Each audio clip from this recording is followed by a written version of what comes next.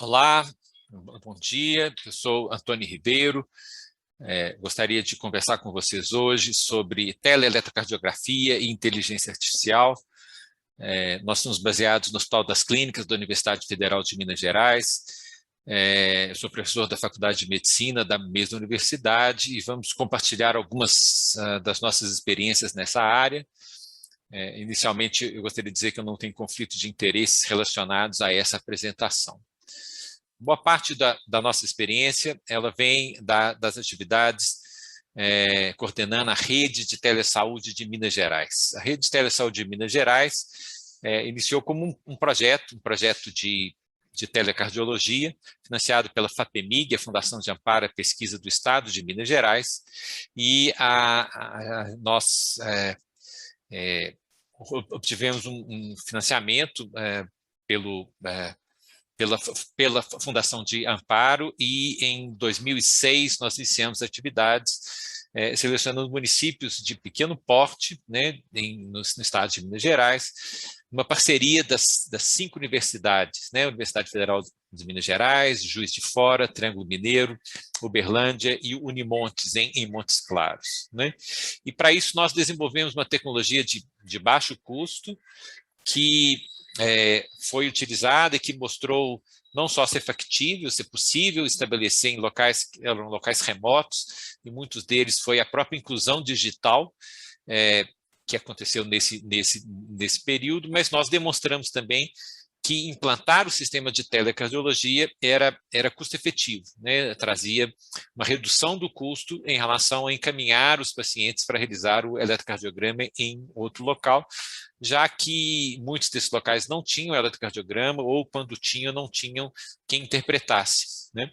E essa experiência foi tão bem sucedida que ela foi transposta, então, rapidamente para o estado de Minas Gerais inteiro. O estado de Minas Gerais pela sua Secretaria de Saúde e o Ministério da Saúde financiaram, então, essa expansão da rede de telesaúde de Minas Gerais, que no final dos anos 2000 passaram a atingir a maior parte dos municípios do estado de Minas Gerais, numa área de cobertura que excede os 800 dos 857 municípios hoje, né?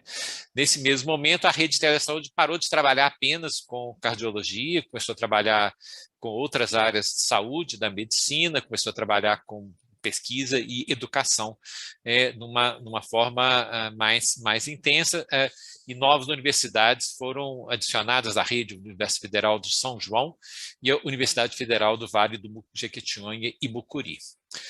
De 2007 em diante, nós passamos a ofertar esse mesmo serviço na chamada Oferta Nacional de Telediagnóstico pelo Ministério da Saúde para outros estados brasileiros. Estamos presentes, então, em cerca de 9 estados, né? E aí alguns com muitos pontos, Bahia, Ceará, outros nem tanto, né? Mas estados da região Norte, Nordeste e Centro-Oeste, né, são atendidos pela rede de telesaúde de Minas Gerais, com a realização dos eletrocardiogramas, mais que 1.000 municípios atualmente, uma média de 3.000 eletrocardiogramas realizados a cada dia útil. E, por fim, né, no último ano, com o advento do Covid, nós fomos procurados pela World Heart Federation para que a gente registrasse os eletrocardiogramas dos pacientes COVID em diferentes países do mundo, e adaptamos nosso sistema, né? Estamos prestando aí os serviços para cerca de 20 países das Américas, Europa, África e Ásia, né? Ainda como projeto de pesquisa, né? Para construir essa rede, nós conseguimos financiamentos de diferentes fontes, né? E isso, muitos dos financiamentos são públicos, do próprio Ministério da Saúde, Secretaria de Estado da Saúde, Assembleia Legislativa de Minas Gerais, Prefeitura de Belo Horizonte, mas nós também procuramos financiamento nas agências de fomento públicas, nacionais, internacionais, e fundações privadas nacionais e internacionais. Nós tentamos juntar um ciclo de pesquisa, inovação, desenvolvimento, implementação das nossas soluções, que algumas delas se tornaram serviços estabelecidos, né? Essas atividades, então, elas vão nas áreas de teleconsultoria, mais recentemente teleconsulta também para a COVID, telediagnóstico com outras áreas, retinografia, fundo de olho, outros exames cardiológicos, telespirometria, mais recentemente com o Ministério da Saúde, saúde digital, aplicativos, sistema de suporte à decisão. Temos uma ênfase grande na teleeducação, no treinamento em serviço, né? E gera webcursos, aulas, objetos de aprendizado. Somos pesquisadores primariamente, então realizamos pesquisas de implementação de saúde pública em eletrocardiografia, em Big Data, e funcionamos como um serviço, com auditoria clínica, tentando manter a qualidade, monitoramento, suporte técnico, né? Esse é o nosso canal do YouTube, telesaude.hc.fmg.br, que tem já mais de 5 milhões de acessos, né? E essa é uma área importante dentro do Centro de Telesaúde hoje, né? Mas o nosso interesse aqui é na telecardiologia e como que ela funciona, né? Então, nós temos um serviço que nós temos 3 a 5 cardiologistas por plantão a cada turno, né? E os eletros são realizados no ponto remoto, são transmitidos por sistema que nós mesmos desenvolvemos para os nossos servidores e apresentados ao nosso cardiologista para o laudo, com um sistema de filas, e os laudos de urgência são respondidos em média em até 2 minutos, os exames até 10 minutos, mas em média 2 minutos, né? E os exames eletivos respondidos em média 100 minutos até 4 horas. A gente funciona 24/7 e para isso a gente desenvolveu uma série de ferramentas, né, de tecnologia que são compatíveis com diferentes sistemas de elétrica, que são de baixo custo, mas que também permitem a qualidade do exame. A gente vai mostrar um pouco sobre isso a seguir, né? A gente faz a auditoria periódica. A Universidade de Uppsala apareceu por acaso aqui, é de outra coisa, né? Então, essa é a interface que a gente tem na ponta. Os pontos remotos trabalham com diferentes máquinas, diferentes eletros digitais, eletros que se conectam a um PC, a um computador, e quando os dados são entrados, o grau de urgência, os sintomas clínicos, a medicação em uso, né, são entrados por quem está realizando o eletrocardiograma, e o sinal eletrocardiográfico é adquirido, seja em tempo real, para alguns aparelhos, seja por arquivo XML, que é obtido, arquivo do próprio eletrocardiógrafo comercial que a gente está utilizando, né? E esse eletrocardiograma, 2 a 4 traçados por cada paciente, ele é uploaded, ele vai para o servidor, né? E quando ele vai para o servidor, ele entra numa fila, uma fila que separa urgentes, preferenciais e eletivos, que tem. Aqui são vários, coloquei dois cardiologistas esperando os eletrocardiogramas chegarem, né? E aí cada cardiologista tem uma interface desse próprio sistema, né?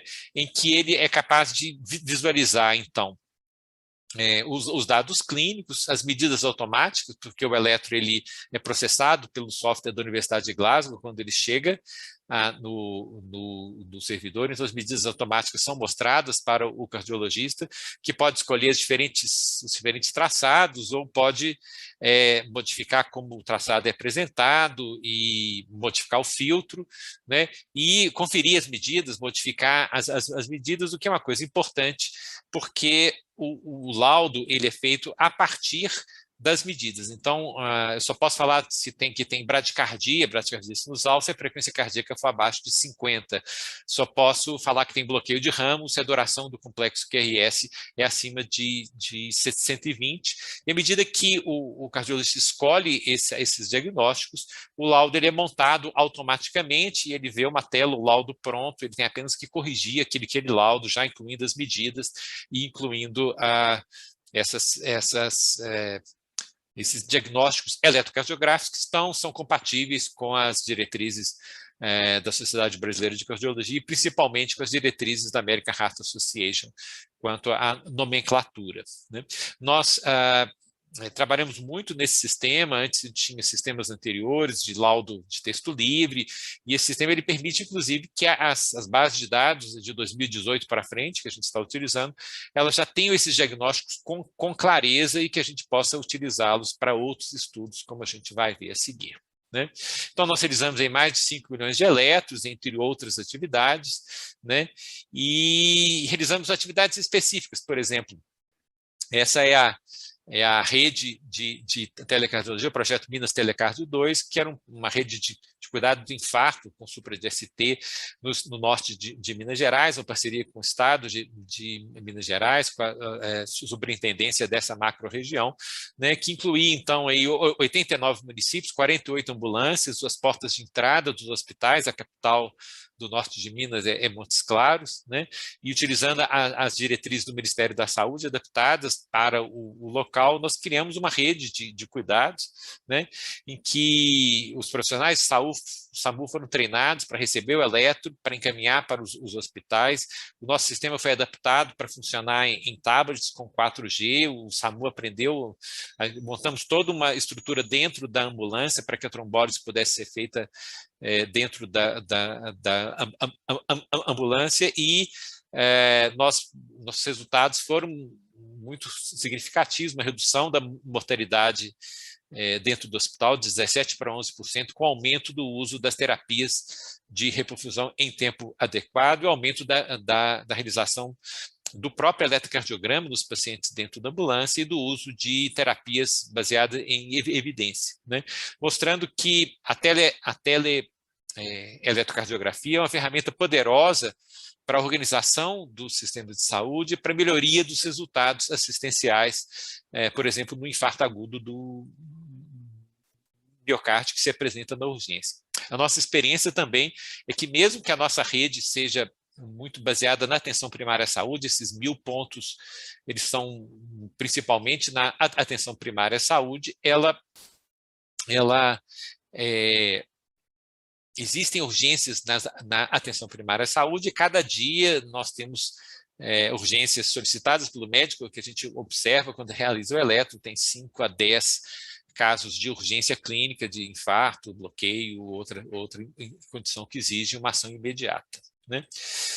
Bom, esse sistema está funcionando, então, já faz mais que 15 anos, nós estamos em expansão, né, agora Goiás, Pernambuco, Paraná, né, implantando, e a partir de um certo momento nós vimos que a gente tinha uma enorme base de dados, e começamos a utilizar essa base de dados para estudos, mas os estudos inicialmente eram estudos transversais, né, e a gente sabe que boa parte da informação em cardiologia sobre o valor do eletrocardiografia veio dos estudos de corte, né?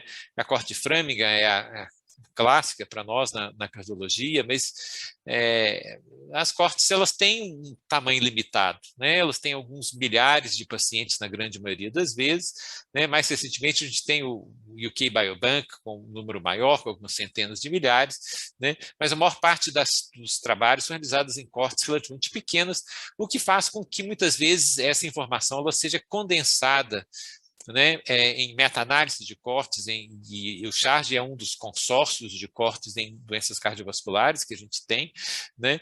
Esse é um estudo, por exemplo, que incluiu, né, a gente participou, né, sobre o efeito cálcio, magnésio e potássio, sobre as medidas de repolarização, então utilizaram várias cortes, todos juntaram os dados e viram um paper, então, com milhares de pessoas, o que é uma técnica metodológica muito trabalhosa, né? O que nós vimos acontecer quase simultaneamente foi a grande disponibilidade de fontes de informação, de fontes administrativas ou obtidas por alguma outra maneira. As bases de dados, os prontuários eletrônicos, né, os sistemas de laboratório, de medicações, os sensores dos celulares que estão com a gente, todos eles fornecendo, então, dados das mesmas pessoas em múltiplo formato, de múltiplas localizações e com múltiplas aplicações, configurando o que a gente chama de Big Data, né? E isso tem sido utilizado, por exemplo, essa é uma experiência inglesa, utilizando dados da atenção primária à saúde, né, que são vinculados aqui aos dados do prontuário eletrônico, aos exames, ao eletro, ao laboratório e a outros dados, redes sociais, né, dados de compras em farmácia, né, e essa grande corte, né, ela permite um tipo de informação diferente que é da trajetória de saúde de indivíduos individuais, né? Então, você consegue saber que um indivíduo tal era registrado na atenção primária, teve o diagnóstico de angina, teve uma hospitalização por pneumonia, aí depois teve uma segunda hospitalização por infarto, que é registrado aqui no registro de hospitalização, no registro de infarto, que é obrigatório no Reino Unido, e depois, durante o segmento, na atenção primária, acabou falecendo por ruptura de um aneurisma de aorta pela declaração de óbito, né?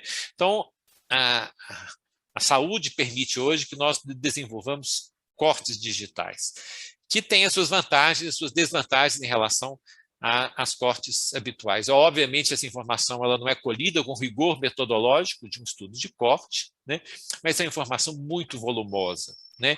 E o número de eventos, né, e o número de observações permite, então, de alguma maneira, ultrapassar os limites do fato de que o dado é um dado mais sujo do que é o dado das cortes que a gente estava acostumado. Esse é um exemplo de aplicação desse mesmo estudo, então, obtendo aí o nível de pressão arterial na atenção primária e o risco de 12 eventos importantes, angina instável, infarto, né? Então, as cortes eletrônicas elas permitem que você avalie a influência de vários fatores sobre vários desfechos, né, já que eles estão todos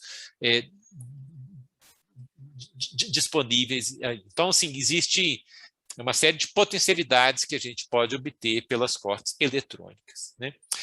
Isto tem sido potencializado mais recentemente pelo uso da inteligência artificial, em especial as redes neurais profundas, o deep learning, para a variação diagnóstica e prognóstica das imagens médicas, né, e dos sinais, de uma forma geral, obtidos por exames complementares em saúde, né?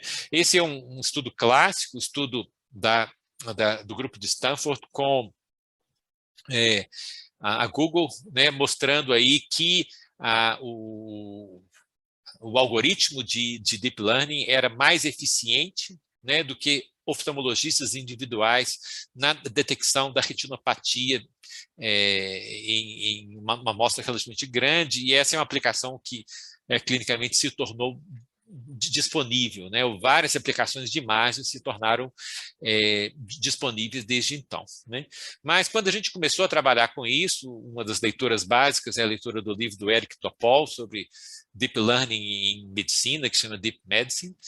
Ele tinha um comentário, uma sessão sobre eletrocardiografia, e ele falava que, embora a eletrocardiografia estivesse disponível para as máquinas há muito tempo, e, na verdade, existiam vários softwares de análise automática de eletrocardiografia, todos com a acuidade relativamente limitada, né, que era surpreendente quão pouco, né, as ferramentas atuais de inteligência artificial podiam fazer para a interpretação mais acurada do eletro. Isso em 2019, e nesse mesmo ano, né, essa situação começa a mudar, mas nesse momento, né, estudos pequenos, com objetivos modestos, com amostras pequenas, na verdade havia uma constatação de que as bases de dados anotadas eram restritas, né, porque muitos hospitais e sistemas guardavam apenas os PDFs, as imagens dos eletrocardiogramas, que não eram muito adequadas para o processamento de sinal, e também pela ausência de uma padronização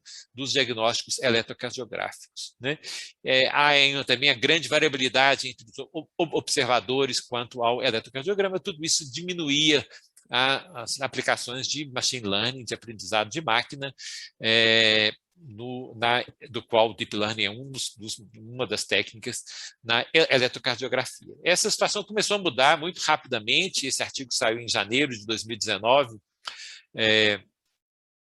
na Nature, o grupo também de Stanford, mas outros artigos de outros grupos, da Mayo Clinic, da Filadélfia, saíram logo a seguir, mostrando que, aí no caso, um eletrocardiograma de uma derivação apenas, né, o algoritmo, né, com rede neural era capaz de fazer o diagnóstico de 12 arritmias com uma acuidade que era superior aos cardiologistas individuais, né?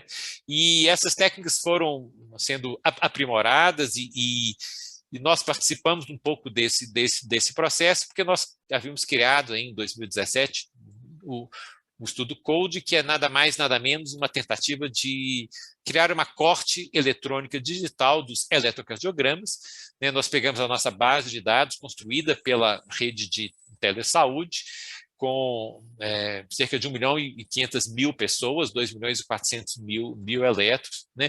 Pegamos as informações clínicas de medicamentos, né? Os traçados eletrocardiográficos puros, os pontinhos lá do eletrocardiograma, né? Mas também as interpretações automáticas pelos softwares de Glasgow e pela codificação de Minnesota. Criamos uma enorme base e linkamos essa base e conectamos essa base com a base de mortalidade do SUS para o estado de Minas Gerais. Pegamos eletros de Minas nessa época, todos os eletros eram do estado de Minas Gerais, e mais recentemente a base de hospitalização da cidade de Belo Horizonte, né? Então passamos a ter um pouco igual aquele slide que eu mostrei anteriormente, uma base que eu tinha diferentes eletros e, pelo menos para Belo Horizonte, as internações e o evento morte a seguir.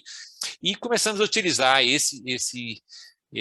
essa base de dados para estudos epidemiológicos, né? Esse é o mestrado da Gabriela Mianda Paixão, cardiologista, sobre o impacto da fibrilação arterial, sobre o risco de morte nessa corte, que é uma corte muito próxima da população geral, a corte de atenção primária, então pessoas ambulantes, não são pessoas de um atendimento especializado, no qual a prevalência da fibrilação atrial, que varia com a idade, obviamente, era na faixa de 1,3, né, e com um segmento aí de média de 3 anos, cerca de 3% de óbitos também. O fato de ter uma fibrilação atrial no eletro de base, né, se não corrigido para a idade, era um risco de morte de quase 6 vezes em relação a não ter, quando ajustado para a idade, um hazard ratio de 2,1, mas maior nas mulheres do que nos homens, né? Então, as mulheres em vermelho vivem mais do que os homens, têm um risco de morrer menor, mas quando quando as mulheres têm a FA, elas têm o mesmo risco de morte que o homem, mostrando um impacto maior da fibrilação arterial nas mulheres, sobre o risco de morte nas mulheres, do que dos homens, né? Repetimos para outras condições, como, por exemplo, dos bloqueios de ramo, mostrando o impacto prognóstico, que é conhecido, né, do bloqueio de ramo esquerdo sobre o prognóstico, mas frisando, interessante, o impacto prognóstico, quando ajustado por sexo, idade, fatores de risco, menor do que da FA, né? E que o bloqueio de ramo direito, que muitos consideram relativamente benigno, tem um impacto prognóstico em si também, né? Então, na verdade, essa base de dados, ao ter pessoas da atenção primária muito mais próximas da comunidade, elas redimensionam um pouco também o significado prognóstico de alterações eletrocardiográficas que nós vemos no mundo real, muitas vezes dentro dos nossos consultórios ou de serviços ultra especializados. Nós também caminhamos para as aplicações de inteligência artificial sobre essa base de dados, e esse é um artigo publicado em 2020 na Nature Communications, Antônio Horta e Manuel como primeiro autores, o grupo CODE, um grupo multidisciplinar que tem engenheiros, computólogos, estatísticos e médicos, né? E que foi desenvolvida uma rede neural adaptada então ao eletro de 12 derivações. Isso foi relativamente pioneiro, né? As aplicações anteriores não tinham sido utilizadas com esse mesmo fim, né? E nós inicialmente trabalhamos com 6 condições, 6 alterações eletrocardiográficas, morfológicas ou de ritmo, né? Bloqueio de ramo, taquicardia sinusal, fibrilação atrial, né? E para isso a gente teve que rever essa enorme base de dados, né? Utilizou algumas regras para falar que tinha fibrilação atrial na base, para poder treinar então a nossa rede neural nesse set de dados, né? E testar então um set de dados padrão, né? Com um número de observações já com mais que um cardiologista, que é o padrão ouro sobre o qual foram feitos os testes. E o que nós vimos é que, quando comparado com residentes de cardiologia, de emergência e estudantes do final do curso de medicina, né, a máquina, o algoritmo, né, em azulzinho, né, tinha melhores indicadores de acurácia para todas as alterações eletrocardiográficas, ou iguais para todas, né, do que os médicos e que os estudantes de uma forma geral, né? As diferenças, o intervalo de confiança é largo, as diferenças não são significativas, mas a gente poderia dizer que é pelo menos tão bom quanto e com medidas pontuais de acuidade, na verdade, superiores a boa parte das medidas obtidas por pessoas, né? Com isso, a gente viu, então, que a máquina pode fazer o diagnóstico eletrocardiográfico. Outras experiências foram publicadas após isso, experiência do grupo de Minnesota, mais recentemente experiência da Mayo Clinic, mas nós ainda não temos sistemas comerciais disponíveis que utilizem inteligência artificial para a interpretação do eletrocardiograma, né? E um dos limites é exatamente o caráter caixa preta que o Deep Learning tem, né? Então, as redes neurais profundas, elas te dão um diagnóstico, mas elas não falam quais fatores relacionados à sua decisão, a decisão dela quanto a essa classificação que ela obtém. E os estudos de interpretabilidade das redes neurais profundas tem sido um campo importante, e essa é uma outra tese que está sendo realizada em nosso grupo, do Eric Mateus, orientado pelo computólogo Wagner Meira, cientista de dados, em que ele tenta trabalhar na apresentação dessa informação de volta para o cardiologista, tentando explicar por que a máquina chegou àquele diagnóstico, um estudo que está em curso ainda, mas ele basicamente distorce o sistema que é apresentado para a máquina para entender aonde a máquina está vendo uma alteração que levou a chegar até aquele achado final, né? E esse método está sendo testado em nosso centro de telesaúde para ver até que ponto que ele permitiria que a gente conseguisse fornecer o diagnóstico para o cardiologista, mas também desse o motivo pelo qual esse diagnóstico foi obtido pelo algoritmo de Deep Learning, né? Uma segunda pergunta importante e que tem sido objeto de vários projetos, né, até que ponto que a inteligência artificial pode prever o prognóstico. E nós trabalhamos aqui com o conceito de idade eletrocardiográfica, que é similar à idade cardiológica, idade cardiovascular, né? E que nós vimos que era possível de ser obtido pelo eletrocardiograma. Já existia um estudo sugerindo isso, e nós treinamos, então, parte dessa corte code, né? Nós derivamos uma rede, então, capaz de fornecer uma estimativa da idade para quem realizou o eletrocardiograma, baseado apenas no traçado eletrocardiográfico, né? Então, a rede recebia o traçado eletrocardiográfico sem informação de sexo, idade ou de qualquer informação clínica, e era treinada, né, com uma set de dados que tinha o traçado dela, e aí no set de teste ela fornecia essa idade, e a gente viu que ela tinha uma média de erro, um erro médio de cerca de 8, né? E aí nós passamos a trabalhar nessa corte e em duas outras cortes, na corte do estudo ELSA, que é um estudo epidemiológico brasileiro, com quase 15 mil pessoas, servidores públicos, e a corte Samitrop, que é uma corte de pacientes com doença de Chagas, que a gente conduz no norte de Minas, todos são colaboração com outros pesquisadores, né? São cortes um pouco diferentes, o que é bom para validação. Então, nós validamos, né, a idade eletrocardiográfica em 15% da corte CODE, na corte ELSA e na corte Samitrop, né? E o que nós vimos foi, basicamente, que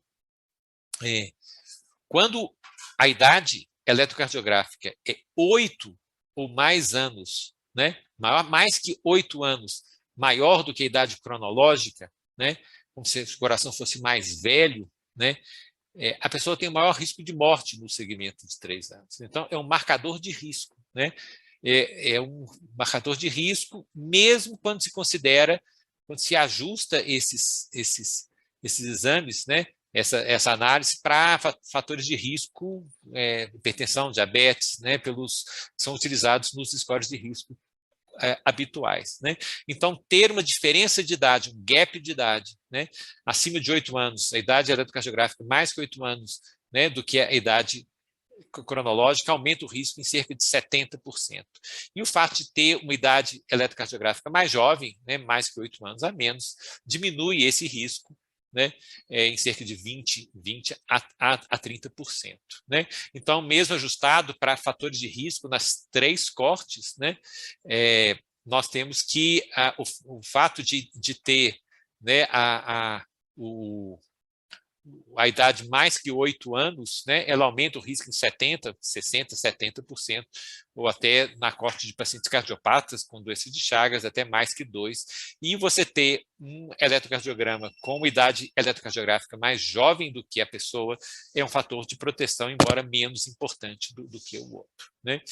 E isso se manteve quando a gente trabalhou apenas com eletros normais. Né?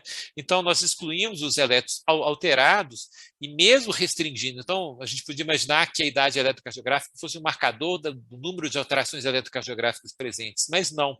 Quando a gente trabalha apenas com os eletros normais, a máquina ela dá um valor de idade para aquela pessoa, e se esse valor é mais que 8 anos, né, nós temos aí um risco de morte significativamente mais alto para essa pessoa, sugerindo que esse método possa ser utilizado na prática clínica como o score de cálcio, por exemplo, né, naqueles pacientes de risco intermediário, uma hipótese que merece ser testada.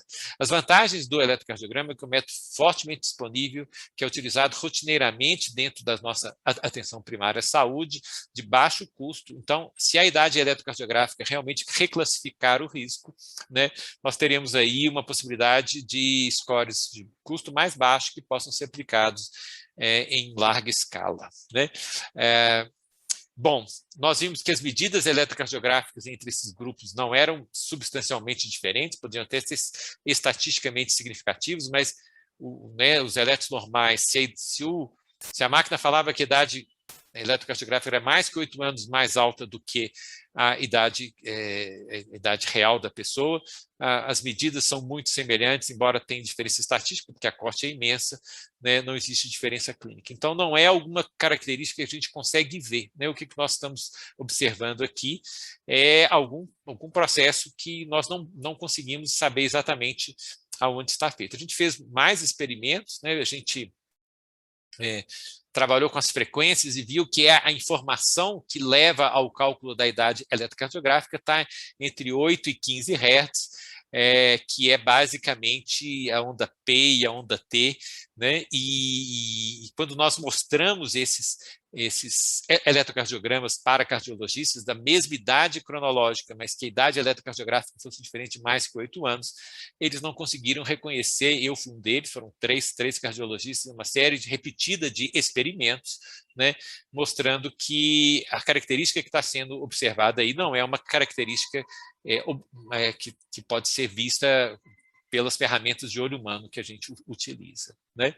Então, as conclusões desse estudo é que a idade eletrocardiográfica parece refletir a idade biológica, pode ser uma ferramenta de predição de risco para a mortalidade de todas as causas, ela é fácil de ser obtida, né? E ela parece refletir alterações eletrocardiográficas sutis que não são capturadas pela análise eletrocardiográfica convencional. De uma forma semelhante, nós passamos a observar, com a colaboração de pesquisadores israelenses, colegas do Instituto Technion, né, a capacidade da mesma base em eletrocardiogramas de reconhecer a predição de um novo episódio de FA, né, de fibrilação atrial, frente a um eletro original normal. E para isso,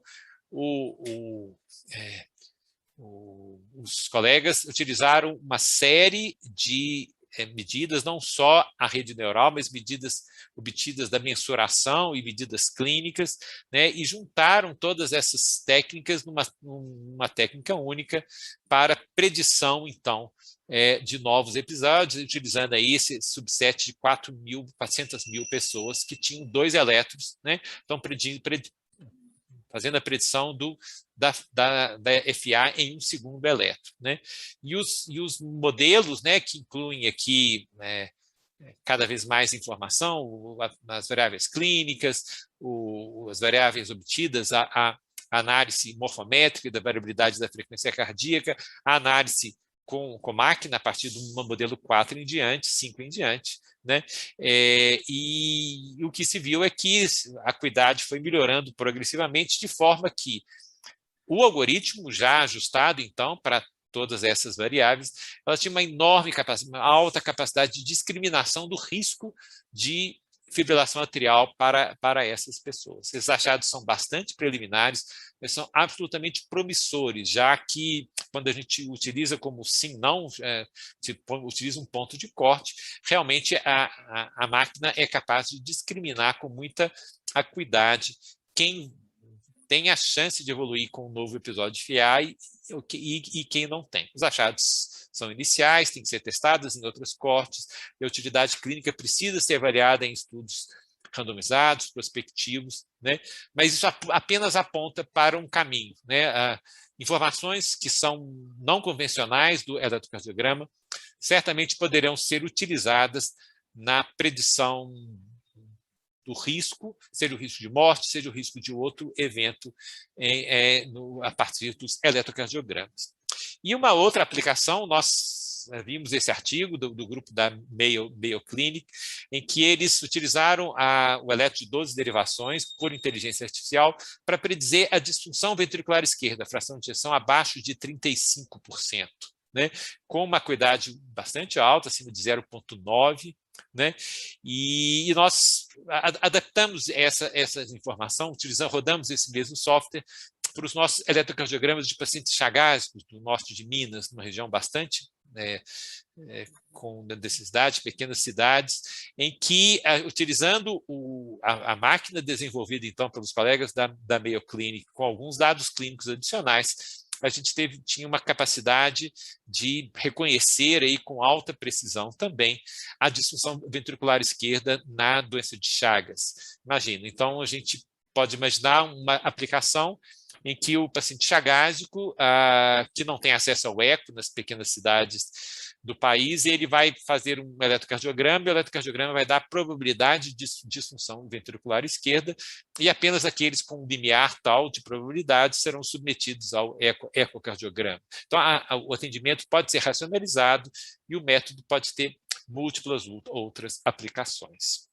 E, por fim, a nossa última questão é se a gente vai ser capaz ou não de melhorar o atendimento das pessoas, o acesso das pessoas com essas novas técnicas, seja a telesaúde, a telecardiologia, seja o uso da inteligência artificial nesses exames. E a gente sabe que a distribuição dos médicos pelo mundo é absolutamente desigual, mesmo em nosso país, nas diferentes regiões, né? E que, para que a gente garanta que todos tenham acesso à saúde, a telesaúde pode ser uma ferramenta importante, né, para que a gente consiga, então, que o mundo inteiro tenha o bem-estar, né, que as desigualdades entre as diferentes regiões sejam diminuídas, né?